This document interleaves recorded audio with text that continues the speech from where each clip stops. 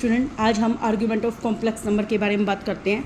देखिए, सबसे पहले हम क्वाड्रेंट बनाएंगे। जैसे इधर x की वैल्यू क्या होती है 0 और इधर क्या होता है पाई, और इधर y जो है π/2 एंगल पर है और यहाँ पे माइनस के π/2 पर है। अब हमें पता है यहाँ पर x और y दोनों क्या होते हैं पॉजिटिव। इस वाले क्वाड्रेंट में x तो नेगेटिव होता है और y पॉजिटिव, और इस वाले क्वाड्रेंट में x और y दोनों क्या होते हैं नेगेटिव। इस क्वाड्रेंट में x पॉजिटिव और y नेगेटिव। तो इस केस में हम आर्ग्यूमेंट कैसे निकालेंगे? देखिए, मैंने एक टेबल बनाई हुई है आर्ग्यूमेंट ऑफ जेड। देखिए y 0 और x ग्रेटर देन 0, x मतलब पॉजिटिव और y की वैल्यू क्या है 0। तो देखो x एक्सिस पर y की वैल्यू क्या होती है 0 और x ग्रेटर देन 0 यहाँ पर होता है, इसलिए हमारा आर्ग्यूमेंट क्या आएगा 0। नेक्स्ट है हमारा x और y दोनों ग्रेटर देन 0 मतलब पॉजिटिव है, तो पॉजिटिव है इसका मतलब फर्स्ट क्वाड्रेंट में आर्ग्यूमेंट की वैल्यू क्या होती है tan इनवर्स y/x का मॉडुलस। नेक्स्ट है हमारा x 0 और y ग्रेटर देन 0। देखो y मतलब पॉजिटिव और x 0 किस पर होता है y एक्सिस पर, तो ये हमारी y एक्सिस है, ठीक है, जिस पर हमारा x क्या है 0 और y ग्रेटर देन 0 मतलब ऊपर y क्या है पॉजिटिव और नीचे क्या है नेगेटिव। तो हमारा आर्ग्यूमेंट क्या आएगा π/2। नेक्स्ट है हमारा x less than 0 y greater than 0। x less than 0 मतलब x नेगेटिव और y पॉजिटिव। x नेगेटिव और y पॉजिटिव हमारा सेकंड क्वाड्रेंट में होता है, इसलिए हमारे पास आर्ग्यूमेंट का फॉर्मूला बनता है pi minus tan inverse y/x का मॉडुलस। नेक्स्ट है हमारा x लेस देन 0 y बराबर 0। x लेस देन मतलब x नेगेटिव और y बराबर 0। y बराबर 0 किस पर होता है x एक्सिस पर, और x लेस देन 0 मतलब नेगेटिव, तो इस पर होएगा, तो हमारा आर्ग्यूमेंट क्या आएगा पाई। नेक्स्ट है हमारा x और y दोनों नेगेटिव और थर्ड क्वाड्रेंट में होते हैं। थर्ड क्वाड्रेंट में फॉर्मूला होता है minus pi tan inverse y/x का मॉडुलस।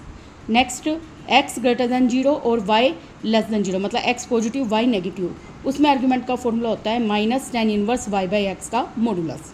अब इन क्वेश्चंस का इन फॉर्मूला का यूज करते हुए हम आर्ग्यूमेंट कैसे निकालेंगे?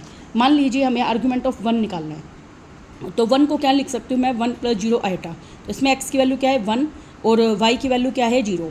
x मतलब पॉजिटिव और y बराबर 0। y बराबर 0 किस पर होता है x एक्सिस पे, तो ये वाला पॉइंट आएगा। अगर मैं फॉर्मूले से देखूँ तो यहाँ पे हमारा फॉर्मूला क्या होता है tan इनवर्स y/x। पहले मैं ये बताती हूँ, y की वैल्यू यहाँ पे 0 और x की वैल्यू है 1, तो इसकी tan इनवर्स 0 पर होता है। अगर हम डायरेक्ट बताना चाहते हैं तो मैंने आपको बताया था कि x पॉजिटिव, x इस वाली लाइन पर पॉजिटिव है और y यहाँ पर 0 है, तो इसका आर्ग्यूमेंट क्या आता है 0, तो हम डायरेक्ट भी 0 लिख सकते हैं। नेक्स्ट हमारा क्वेश्चन है जैसे आर्ग्यूमेंट ऑफ 1 + आयोटा। तो इसको देखो x 1 और y भी 1 मतलब दोनों पॉजिटिव है मतलब फर्स्ट क्वाड्रेंट है, तो इसका फॉर्मूला क्या बनेगा tan इनवर्स y/x का मॉडुलस। तो इसमें वैल्यू पुट कर दिए 1/1 1 tan इनवर्स 1 कब होता है π/4 पे, तो इसका आर्ग्यूमेंट क्या आ जाएगा π/4। इसी तरीके से मुझे आर्ग्यूमेंट मान लो 1 - √3 आयोटा का निकालना है। तो देखो x यहाँ पे क्या है 1 और y क्या है यहाँ पे माइनस का √3 मतलब x तो पॉजिटिव और y क्या है नेगेटिव। x पॉजिटिव और y नेगेटिव कौन से क्वाड्रेंट में होता है यहाँ पर? देखिए हमारा क्वाड्रेंट कौन सा होता है ये फोर्थ क्वाड्रेंट, जिसमें x पॉजिटिव होता है y नेगेटिव होता है, तो इसका फॉर्मूला होता है माइनस tan इनवर्स y/x का मॉडुलस। तो माइनस tan इनवर्स y की वैल्यू √3 और x की वैल्यू क्या है 1। √3 कब होता है 60 पे, तो 60 का मतलब π/3 पर, तो माइनस π/3 आंसर आ जाएगा, जो कि बिलोंग करता है माइनस पाई से प्लस पाई के बीच में, क्योंकि हमारा जो आर्ग्यूमेंट है वो माइनस पाई से प्लस पाई के बीच में बिलोंग करता है।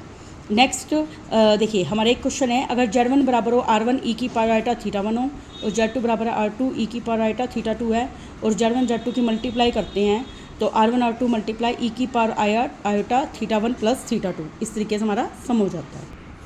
हाँ जी, आगे देखिए सम इम्पोर्टेंट रिलेशन लॉगरिथम की तरह यहाँ पे आर्ग्यूमेंट के रूल चलते हैं। मान लीजिए argument of Z1 plus argument of Z2 दो आर्ग्यूमेंट का सम है दे रखा है और हमें इसको सोल्व करना है, तो उसको हम लिखेंगे आर्ग्यूमेंट ऑफ Z1 Z2 का मल्टीप्लाई mod 2π। देखिए लॉगरिथम में जैसे log x + log y क्या होता है log xy, बस इसमें साथ में mod 2π हो जाता है। ऐसे ही आर्ग्यूमेंट ऑफ z की पावर n को लिख सकते हैं n argument of z mod 2π। Argument of z की पावर 1/n को क्या लिख सकते हैं 1/n पावर बाहर आर्ग्यूमेंट ऑफ z और mod 2π। इसमें देखो नीचे जो n है वो 0 इक्वल नहीं होना चाहिए, जैसे यहाँ पे n जो है इंटीजर्स है लेकिन इसमें 0 इंक्लूड नहीं है। इसी तरीके से आर्ग्यूमेंट ऑफ z की पावर -1 का -1 बाहर argument of z mod 2π। Argument of z complex का और आर्ग्यूमेंट ऑफ z mod 2π के इक्वल होता है। और नेक्स्ट कैपिटल जो principal argument of Z1 plus argument of Z2 कभी भी इक्वल नहीं होता आर्ग्यूमेंट ऑफ Z1 गुना में Z2। इसी तरीके से argument of Z1 minus argument of Z2 equal नहीं होता argument of Z1 bye Z2। इसका मतलब जो प्रिंसिपल आर्ग्यूमेंट है उसमें लॉगरिथम के रूल नहीं चलते। Thank you very much.